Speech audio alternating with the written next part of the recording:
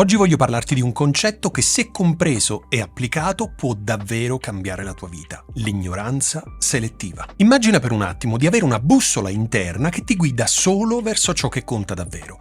Tutto il resto, distrazioni, critiche inutili, opinioni non richieste, semplicemente non esiste. Questo è il potere dell'ignoranza selettiva. L'ignoranza selettiva non è essere ignoranti, come qualcuno ignorante potrebbe pensare, ma piuttosto scegliere consapevolmente di ignorare tutto ciò che non ti avvicina ai tuoi obiettivi. Pensa a quante volte hai perso ore preziose leggendo commenti negativi su un post o ascoltando il parere di qualcuno che non ha vissuto nemmeno una frazione delle tue esperienze. Questi momenti ti tolgono energia, distruggono la tua concentrazione e ti allontanano da ciò che conta davvero. Prendiamo un esempio concreto. Immagina di essere un creatore di contenuti su YouTube. Hai lavorato sodo su un video, hai messo il cuore e l'anima in ogni dettaglio. Pubblichi questo video e tra i primi commenti ce n'è uno negativo, magari nemmeno costruttivo, solo un'offesa gratuita.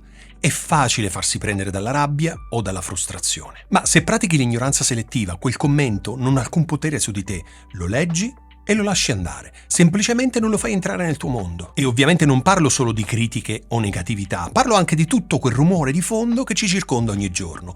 Le notizie che non puoi controllare, le aspettative che la società impone su di te e persino piccole cose come le notifiche incessanti sul telefono. Con l'ignoranza selettiva scegli di concentrarti solo su ciò che è essenziale per il tuo percorso. Quando ignori il superfluo, crei spazio per ciò che conta davvero. Hai più energia, più tempo, più creatività da dedicare a ciò che ami fare. La mente diventa un giardino ben curato dove crescono solo le piante che scegli tu. C'è un episodio che mi viene in mente. Steve Jobs, durante un'intervista, ha detto una frase molto potente: è solo dicendo no che puoi concentrarti su ciò che è davvero importante. Lui era un maestro dell'ignoranza selettiva, diceva no a 1000 distrazioni, anche a progetti potenzialmente interessanti, per dedicarsi solo a quelli che potevano avere un impatto reale. Questo è il messaggio che voglio lasciarti oggi. Non devi rispondere a tutto. Non devi ascoltare tutto e soprattutto non devi farti distrarre da tutto. Ogni volta che scegli di ignorare qualcosa di non essenziale, fai un passo in più verso i tuoi obiettivi. Ricorda che la tua energia è limitata, ma ciò su cui decidi di focalizzarla può fare la differenza tra una vita vissuta al massimo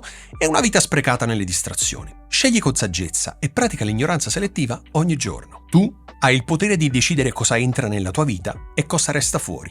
Usalo.